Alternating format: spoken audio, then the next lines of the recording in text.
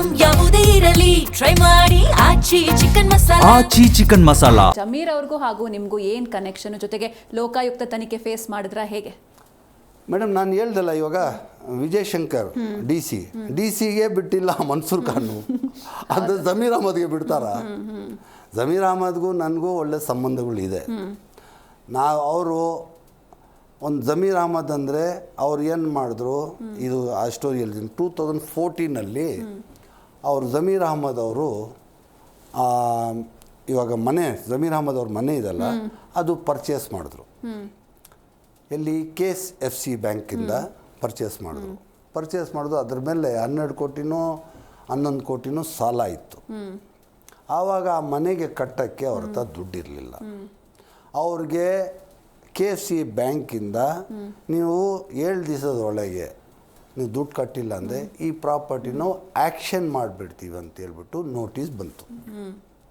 Notice ಬಂದಾಗ ನನಗೆ ಜಮೀರ್ ಅಹಮದ್ ಅವರು ನನ್ನ ಹತ್ರ ಬಂದು ಬಾಬೋರೆ ನನಗೆ ಅವಮಾನ ಆಗುತ್ತೆ, ಇಲ್ಲಾಂದ್ರೆ ಈ ಮನೆ ಹೋಗ್ಬಿಡುತ್ತೆ, ನಾನು ಆಲ್ರೆಡಿ ದುಡ್ಡು ಕಟ್ಟಿದ್ದೀನಿ, ಅಲ್ಲಿ 8 ಕೋಟಿನೋ 7 ಕೋಟಿನೋ ದುಡ್ಡು ಕಟ್ಟಿದ್ದೀನಿ, ಇವಾಗ ಸ್ವಲ್ಪ ಶಾರ್ಟೇಜ್ ಬೀಳ್ತಾಯಿದೆ, ನೀವು ಸ್ವಲ್ಪ ಸಹಾಯ ಮಾಡಿ ನನಗೆ ಅಂತ ಕೇಳಿದ್ರು. ಆವಾಗ ನಾನು ಅವ್ರಿಗೆ 3,90,00,000 ರೂಪಾಯಿ ಅವ್ರಿಗೆ ಅಫಿಷಿಯಲಿ ಕಟ್ಟಬೇಕಾಗಿದ್ದು. ಅಷ್ಟು ಶಾರ್ಟೇಜ್ ಇತ್ತು, ಮಿಕ್ಕಿದ್ದೆಲ್ಲ ದುಡ್ಡು ಕಟ್ಟಿದ್ರು. ಅಷ್ಟು ನೀವು ಕೊಟ್ಟಿದ್ರಿ. 3,90,00,000 ಅವ್ರಿಗೆ ಶಾರ್ಟೇಜ್ ಇತ್ತು.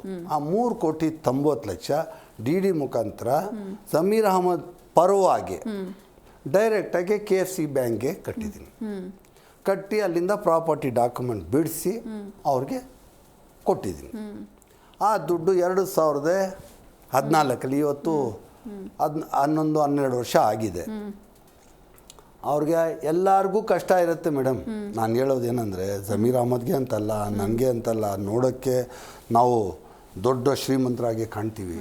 ಒಳಗಡೆ ಬಂಡವಾಳ ಏನಿರುತ್ತೆ, ಯಾರ್ಯಾರಿಗೇನು ಕೊಡುತ್ತೋ ಎಲ್ಲ ಮನೆಯಲ್ಲಿ ತೂತುಗಳು ಇರುತ್ತೆ. ಅದು ಕೆಲವರು ಹೇಳ್ಕೊಳ್ತಾರೆ, ಕೆಲವರು ಹೇಳ್ಕೊಳ್ಳಲ್ಲ.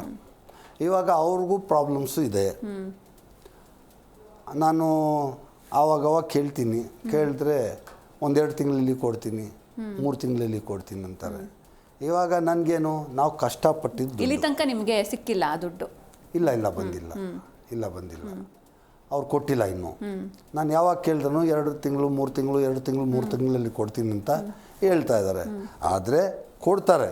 ಇವಾಗ ನಾವು ಪ್ರೆಷರ್ ಜಾಸ್ತಿ ಮಾಡಿ, ಒಂದು ಸಮಾಜ ಸೇವೆ ಮಾಡೋರು, ಸಮಾಜಕ್ಕೆ ಒಳ್ಳೇದು ಮಾಡೋರು, ಬಡವ್ರಿಗೆ ಒಳ್ಳೇದು ಮಾಡೋರು ಜಮೀರ್ ಅಹಮದ್ ಅವ್ರಿಗೆ ನಾವು ಸರಿ ಆಗಲಿ ಬರುತ್ತೆ ಇವತ್ತಿಲ್ಲ, ಅದು ನಾವು ಸಾಯೋವರೆಗೂ ಆ ಅಕೌಂಟ್ ಕ್ಲೋಸ್ ಆಗಲ್ಲ. ಅದು ಹಂಗೆ ಸಾಲ ಇರುತ್ತೆ. ಯಾಕಂದರೆ ಅದು ಅಫಿಷಿಯಲ್ ದುಡ್ಡನ್ನ ಏನು ಮಾಡೋಕ್ಕಾಗಲ್ಲ. ಇವತ್ತೆಲ್ಲ ನಾಳೆ ಬರುತ್ತೆ. ಅವ್ರು ಕಷ್ಟದಲ್ಲಿದ್ದಾರೆ, ಕೊಡ್ತೀನಿ ಅಂತ ಹೇಳ್ತಾರೆ. ಯಾವಾಗ ಕೇಳಿದ್ರೂ 1-2 ತಿಂಗಳಲ್ಲಿ ಕೊಡ್ತೀನಿ ಅಂತ ಹೇಳ್ತಾರೆ. ಆದರೆ ಕೊಡ್ತಾರೆ.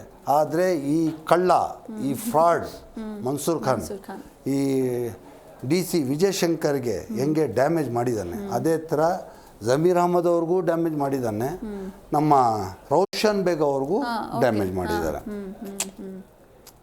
ಆದರೆ ಅದು ಸತ್ಯಾಂಶ ಇರಲ್ಲ ಮೇಡಮ್. ಸತ್ಯಾಂಶ ಇರಬೇಕಂದ್ರೆ ಇವಾಗ ಜಮೀರ್ ಅಹಮದ್ ಮೇಲೆ ಆರೋಪ ಇದೆ, ಜಮೀರ್ ಅಹಮದ್ ಅವ್ರಿಗೆ ದುಡ್ಡು ಕೊಟ್ಟಿದ್ದೀನಿ ಅಂತ. ಆದರೆ ಪ್ರೂಫ್ ಬೇಕಲ್ಲ. ಇವಾಗ ದುಡ್ಡು ಕೊಟ್ಟಿದ್ದೀನಿ ಅಂತ ಬಾಯಲ್ಲಿ ಹೇಳಿದ್ರೆ ಸಾಕ್ಷಿಗಳು ಬೇಕು. ಇವತ್ತು ಈ ಆಧಾರ್ ಕಾರ್ಡ್ ಲಿಂಕ್ ಆಗಿದೆ. EDನೂ ಏನು ಕಣ್ಣು ಮುಚ್ಕೊಂಡಿಲ್ಲ, ಇನ್ಕಮ್ ಟ್ಯಾಕ್ಸು ಕಣ್ಣು ಮುಚ್ಕೊಂಡಿಲ್ಲ. ಏನೇ ಒಂದು ಟ್ರಾನ್ಸಾಕ್ಷನ್ ಆದ್ರೂ, 1 ಲಕ್ಷ ಟ್ರಾನ್ಸಾಕ್ಷನ್, 1 ಲಕ್ಷ ರೂಪಾಯಿದು ಟ್ರಾನ್ಸಾಕ್ಷನ್ ಆದ್ರೂ ಅಕೌಂಟಲ್ಲಿ ಹೋಗಬೇಕು. ಇವಾಗ ಮನ್ಸೂರ್ ಖಾನ್ ಕೊಟ್ಟಿದ್ರೆ ಜಮೀರ್ ಅಹಮದ್ ಅವ್ರಿಗೆ ಅಕೌಂಟಲ್ಲಿ ಹೋಗಿರ್ಬೇಕು. ಅದು ಪ್ರೂಫ್ ಇರಬೇಕು. ಅದು ಪ್ರೂವ್ ಮಾಡಿಲ್ಲ ಅಂದರೆ ಎಲ್ಲಿಂದ ಬರುತ್ತೆ, ಎಲ್ಲಿ ಕೊಟ್ಟಿರ್ತಾನೆ. ಆದರೆ ಜಮೀರ್ ಅಹಮದ್ ಒಂದು ಇನ್ನೋಸೆಂಟು, ಅವ್ರಿಗೆ ಏನೇ ಇದರಲ್ಲಿ ಸಂಬಂಧ ಇಲ್ಲ ಅಂತ ನನಗೆ ಗೊತ್ತಾಗ್ತಾ ಇದೆ. ಅದಕ್ಕೆ ಇನ್ವೆಸ್ಟಿಗೇಷನ್ ಮಾಡೋಕ್ಕೆ ಅದಕ್ಕೆ ಲೋಕಾಯುಕ್ತ ಇದೆ, ED ಇದೆ. ED ಅವರು ಅದ್ರ ಮೇಲೆ ಇನ್ವೆಸ್ಟಿಗೇಷನ್ ಮಾಡಿದ್ದಾರೆ. ಅಲ್ಲಿ ಇನ್ವೆಸ್ಟಿಗೇಷನ್ ಮಾಡಿ ACP ಅಂತ ACPಗೆ ಟ್ರಾನ್ಸ್ಫರ್ ಮಾಡಿದ್ರು ಡೆಲ್ಲಿಯಿಂದ. ಈ ರೇಡ್ ಆಗಿದ್ದು ಎಲ್ಲಿ, ಡೆಲ್ಲಿ ED ರೇಡ್ ಮಾಡಿದ್ದು. ಆ ರೇಡಲ್ಲಿ 3,90,00,000 ಇವ್ರು ಕೊಟ್ಟಿದ್ದಲ್ಲ, ಇವ್ರ ರೇಡಲ್ಲಿ ನಾನು ಸಿಗಾಕೊಂಡಿದ್ದು. ಅರ್ಥ ಆಯ್ತಾ? ಈಗ ಜಮೀರ್ ಅಹಮದ್ ಅವ್ರಿಗೆ ರೇಡ್ ಆಗತ್ತೆ. ರೇಡ್ ಆಗಿದ್ರೆ ಈ ಎಂಟ್ರಿ, ಈ 3,90,00,000 ಎಂಟ್ರಿ ಜಮೀರ್ ಅಹಮದ್ ಮನೆಯಲ್ಲಿ KJ ಬಾಬು ಅವ್ರು ಕೊಟ್ಟಿದ್ದಾರಂತ ಅವ್ರ ಇನ್ವೆಸ್ಟಿಗೇಷನ್ಲಿ ಬರುತ್ತೆ. ಆವಾಗ ಈಡಿನವರು ನನಗೆ ಸಮನ್ ಕಳಿಸ್ತಾರೆ.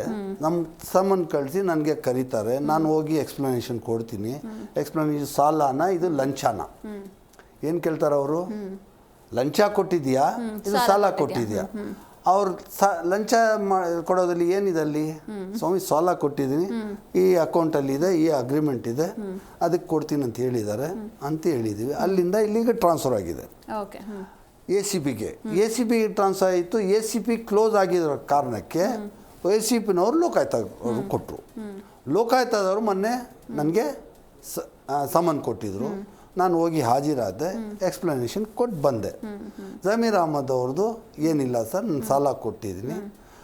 ಇಲ್ಲ ಸಾಲ ಕೊಟ್ಟಿದ್ರೆ ಅದೇ ರಿಪೀಟ್ ಅಲ್ಲೂ ಸಾಲ ಕೊಟ್ಟಿದ್ರೆ ಲಂಚ ಕೊಟ್ಟಿದ್ರೆ, ಇಲ್ಲ ಸ್ವಾಮಿ ಲಂಚ ಏನಿಲ್ಲ ಅದರಲ್ಲಿ, ಸಾಲ ಕೊಟ್ಟಿದ್ದೀವಿ 2 ತಿಂಗಳಲ್ಲಿ ಕೊಡ್ತೀನಿ ಅಂತ ಹೇಳಿದ್ದಾರೆ. ಕೊಡ್ತಾರೆ. ಅದಕ್ಕೂ ಇದಕ್ಕೇನು ಸಂಬಂಧ ಇಲ್ಲ. ನನ್ನ ಟ್ರಾನ್ಸಾಕ್ಷನ್ ಕ್ಲಿಯರ್ ಇದೆ. ಇಂಡಿಯನ್ ಓವರ್ಸೀಸ್ ಬ್ಯಾಂಕಿಂದ ನಾನು DD ಕೊಟ್ಟಿದ್ದೀನಿ, ಅದು KFCIಗೆ ಕೊಟ್ಟಿದ್ದೀನಿ. KFCIಯಿಂದ ನನಗೆ ಅಕ್ಲಾಜ್ಮೆಂಟ್ ಬಂದಿದೆ. ಇದು ಅಕ್ಲಾಜ್ಮೆಂಟು, ಇದು DD ಜೆರಾಕ್ಸು ಅಂತ ಲೆಕ್ಕ ಕೊಟ್ಟಿದ್ದೀನಿ. ಆಮೇಲೆ ಜಮೀರ್ ಅಹಮದ್ ಅವ್ರಿಗೆ ಇದು ಏನು ಆರೋಪ ಇದೆ ಇಲ್ಲ ಸುಳ್ಳು ಸ್ವಾಮಿ ಅಂತ ಹೇಳ್ಬಿಟ್ಟು ಬಂದಿದ್ದೀನಿ.